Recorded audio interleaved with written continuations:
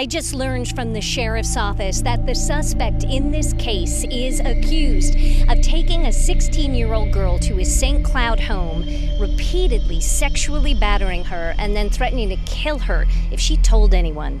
This is 42-year-old James Hill of St. Cloud. He's in jail on 5 counts of sexual battery. According to the arrest affidavit, the father of the 16-year-old girl had left her in the care of a relative. Hill was at that relative's home Sunday and invited the girl to go to the store with him, but instead took her to St. Cloud.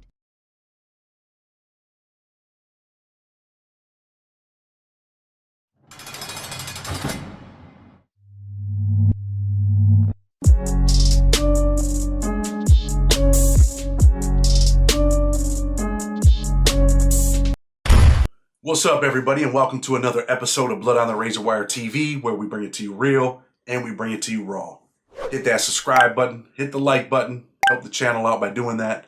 Make sure you share the video, because not only are you helping the channel, but you might be helping someone else from making a choice that absolutely destroys their life. And make sure you hit that notification button. Hopefully YouTube's got that thing back up and fixed. So let's get to it. Another episode back at you. You might have seen a thumbnail and thought, why is Chad doing a video like this, right? Why are we doing this? But there's a reason. Because I want you to be able to see the real faces of evil, a face of deception, a face of the people that you're going to be around if you go to prison. These are the type of dudes that you'll be around. And this is a dude that I did time with. You know, this is a dude that at one point I was kind of cool with this dude. Not afraid to admit it. We were cool. We made money together. We made a lot of money together when I was doing the wrong things. And then I started to get to know him more and more. And I was like, this dude right here is a master manipulator. This dude right here is everything that you don't want to be. And there were times when we kicked it. You know, we ate together. I never let him cook food for me. But we ate together. You know, we hung out a little bit. He would show me his pictures. There were even times when this kid broke down, man. He broke down. He started crying and he broke down. And there were times where I was like, damn, man, I want to like this dude, but he makes it hard. And eventually we had an issue over some money. And I ended up putting my hands on James. Beat him up kind of bad. That don't make me a tough guy. I get my ass whooped too, but definitely put my hands on this kid. And I felt good when I did it because of who I learned that he was. So one of the homeboys that we used to hang out with reached out to me and he's like, yo, Chad, you ain't going to believe this, man. Pull this kid up. So I pull up, I Google what he told me to Google, and it wasn't that I was surprised about his new crime. It was more of a wow factor, like, wow. This dude's back in prison with, I think, 13-year sentence as an SO, as a sex offender. Committed some really bad, he did some really bad stuff to a 16-year-old girl when he was 42 years old. And this is a dude that I was in prison with that would cry about how much time he had. He was sentenced as an armed career criminal. I think James had 15 years. He ends up winning on a Johnson issue, goes back. They said, okay, we made a mistake. You really weren't a armed career offender because this other crime doesn't qualify under Florida law. And we're going to let you out of jail. And James gets out.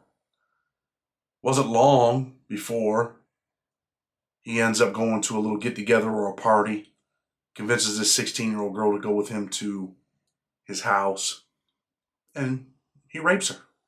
Eventually, he falls asleep, and the girl escapes. She gets away. Thank God, right? Thank God she got away. So me and James ended up doing time in USP Coleman. And anybody that's watching the video, you might remember James, went by the name of Coleslaw. There was an incident with this kid that he used to hang out with. There was a kid named Billy Goat.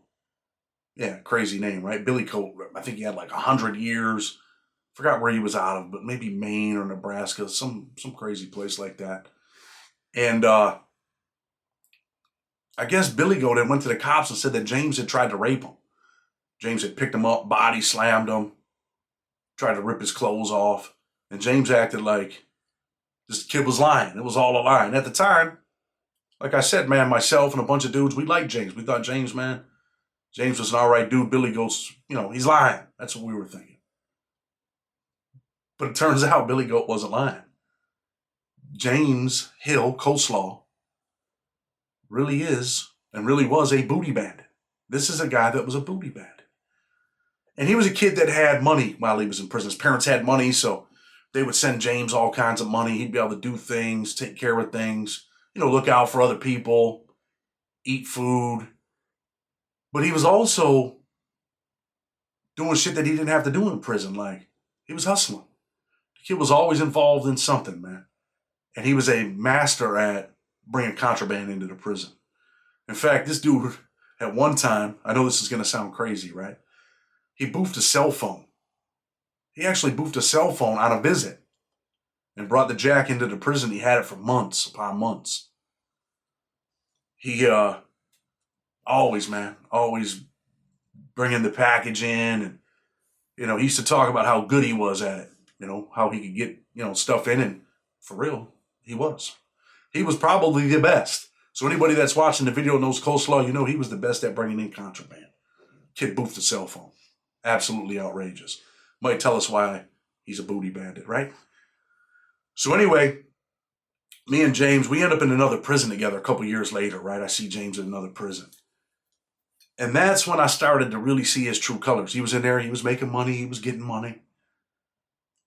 And what he started to do was manipulate these other white dudes in there, like these younger white kids. He's always got them with him. I'm like, what's up with this dude, man? There's another kid that was in there that used to play the drums. And I had heard some stories about something going on with him and James. So I'd asked the kid, right? I'm like, hey, what was up with you and, Coleslaw, man? He's like, oh, man, Chad, I feel really bad telling you this. I'm embarrassed. But, man, the kid manipulated me to perform oral sex on him. And I'm like, what? So when I hear this, I'm just like, no way. This is the second time that I heard something about the kid that's supposed to be all right with me, right? He's all tatted up, tats on his neck, his back. And you're thinking, this ain't the type of dude that would be doing that type of stuff. But in the end, that's exactly who he was. And what he would do is he would pull in these young kids that didn't have any money. He'd feed them. He'd take care of them. And he would manipulate them into performing sex acts.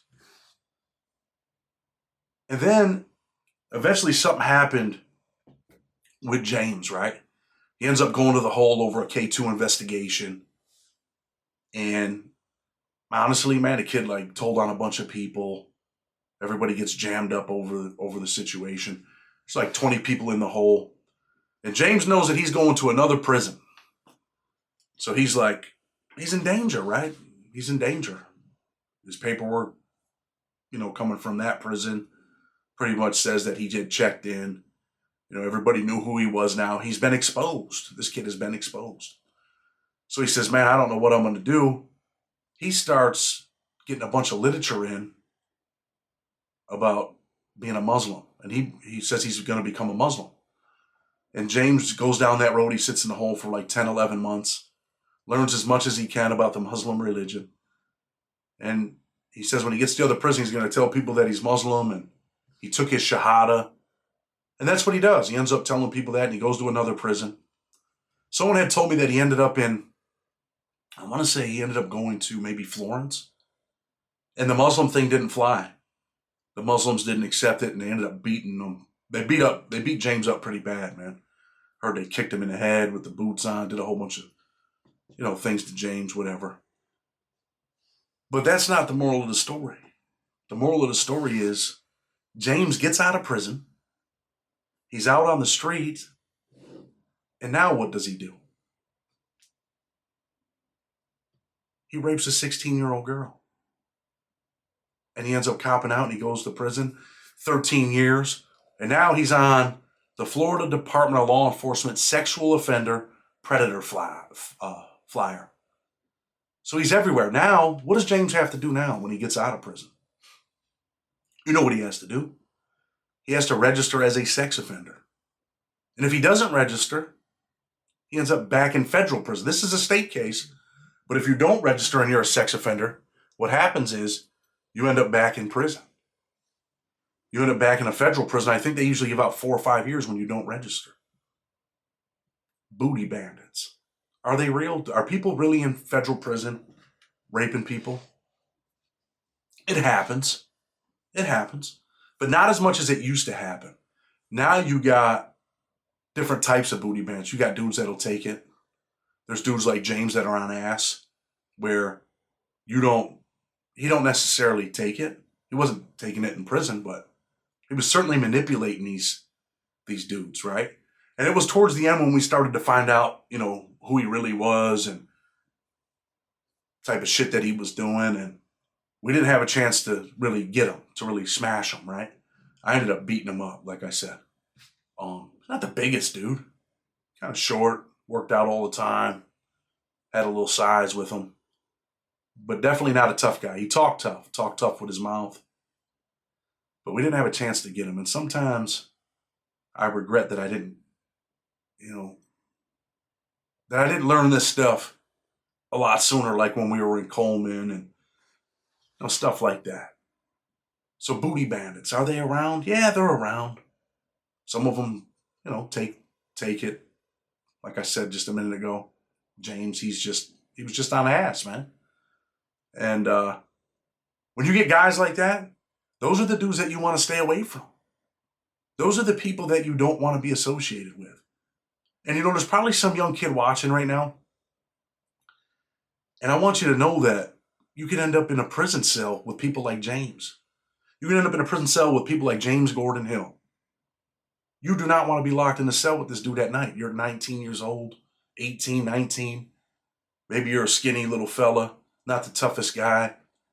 You do some bullshit with one of your friends and, I'll use this as an example because something like this happened where I'm from. You rob a gun store. Well, you robbed the gun store. Now you're in federal prison. They give you a cop out for 8 or 9 years. Yeah, 8 or 9 years, you rob a gun store. It's not a whole lot of time, but definitely not a little bit of time. And they bring you into the prison at 10 o'clock at night. 10:30 at night, you get off the bus. You get processed. You walk in, and they put you in a cell with James Gordon Hill. And all that stuff you've seen about, people in prison putting a candy bar on your bed and all that, that stuff's all bullshit. James doesn't put a candy bar on your bed. He gives you one. He brings you in the fold. What's up, man? And he puts you under his arm. Like, hey, you're just, a young guy and, you got to, do the right thing. And he breaks down all the prison politics. He makes you feel comfortable. And the next thing you know, he's trying to slide in your bed with you. And you're like, what the? Do you want to be in that position? Do you want to be housed in a cell when the CO's next door talking to the other cop for 2-3 hours and nobody can hear you? And James Hill slides in your bed? Definitely not. You definitely do not want to be in that position. But how do you stop it from happening? That's the question, right? How do you stop that from happening? You stop it from happening by making the right decisions. You stop it from happening by staying out of prison. Prison is real, man. It's wrong. Prison is a machine that will chew you up and spit you out. It is a place where only the strong survive. And you might be a tough guy in your neighborhood. You might be a tough guy at your high school. You might be that dude, you're on the wrestling team or you're a football player. And let me tell you something. That little city that you're from or the suburbs that you're from, when you get to prison, there's real tough guys there. There's real guys like James Hill that will rape you. There's real guys like James Hill that will manipulate you. Definitely don't want to be there. And as we talk about James, man, I don't want to forget this 16-year-old girl that, he obviously battered. A 42-year-old man should never be having sex with a 16-year-old girl. A 42-year-old man should never hold a 16-year-old girl against her will. Never. Especially someone like James, because, like I told you, there were times when he showed me his pictures and he broke down. He had a daughter. There were things said about his daughter that really wasn't his daughter and all that, but I don't know that. But I know he used to talk about this little girl and act like it used to hurt his feelings. So for him to talk about this little girl and, talk about he was married, his wife, and to go home and commit a sexual battery. And this dude had a wife. This dude had a chick that used to come on visits and visit him. Real pretty girl, blonde hair. He'd leave a visit and go back and try to have sex with dudes. Are you serious? You see this shit all the time. You see this all the time. But back to the 16-year-old girl. Stuff like that should never happen. So this dude went from being a booty bandit in prison, because obviously he's a sexually deviant person, and he gets out on the street and he does this to a 16-year-old girl. That's the face of evil. The face of manipulation. He convinces the girl to go to his house with him. Red flag right there. 42-year-old man shouldn't be convincing a 16-year-old girl after a party and a family get-together to go to his house with him to hang out. Never. That should never happen. Should be a stop sign. Hey, I'm 16. Boom, stop sign. But not for James Hill. Not for Coleslaw. Hell of a name. We should have known from his name, Coleslaw, right? No stop sign. Just keep driving. Keep driving down that old dusty road. And look where that road is taking him now. I think his release date is 2030. Got arrested in 2017, release date 2030, and now he has to register as a sex offender. Everything that he is, everything that he's done, this is who he is. This is exactly who James Hill is. He should have to walk around with a siren on the top of his forehead. You ever see them hats where they got the spinners on them? James Hill, Coleslaw, he should have a siren on the top of a hat that never comes off. Kind of like them dudes that in prison have to have yellow cards everywhere you go. If you're a gunner, you got to have a yellow card. You got to turn your yellow card in. Everybody knows that you're a sex offender. And, people can come on and comment. 'Cause I had a bunch of people comment when I did the video on chomos. And people were talking bad about me on Families Against Mandatory Minimums. You don't know nothing about sex offenders. I can't believe you did a video like that. Those guys were raped when they were kids. And I'm like, okay. Does that mean it's okay for them to grow older and rape kids because they were raped? No. Well, you don't understand their mentality. No, you don't understand their mentality. You only understand what they tell you. But see, I've been in prison with them when I went to a low security prison. And it was flooded with them. And I talked about my regrets in that video of having to live around people like that. Because my ultimate mission was to get out of prison. But I lived around them dudes, man. They're outside watching little kid shows, little cheerleader shows. They're watching cartoons. And that's the thing. A lot of times when you run into a chomo or a child molester, it's their mentality. These people have the mentality of a kid. They've never grown up. They've grown up physically but never grew up mentally. And they still think that they're kids. And James Hill was that type of dude. He had a child mentality. He didn't have a grown man mentality. He should have had a grown man mentality but never did. And that's why his whole prison experience was just him paving the way to get out of prison and end up doing what he's done. What do you think? You think they should have slammed the gate on him? I don't like people that rape 16-year-old girls. I'm not the police. I'm not the justice system. And they say, you shouldn't judge people, but you know what? I'm not judging James. James judged James. He knows what he did. He pled guilty to it. So I'm not judging him. His actions speak louder than words. I think they should have slammed the gate on him. I don't think that dude belongs in the street. Because every 16-year-old girl is somebody's daughter. With respect, Blood on the Razor Wire TV. Until tomorrow, we're out.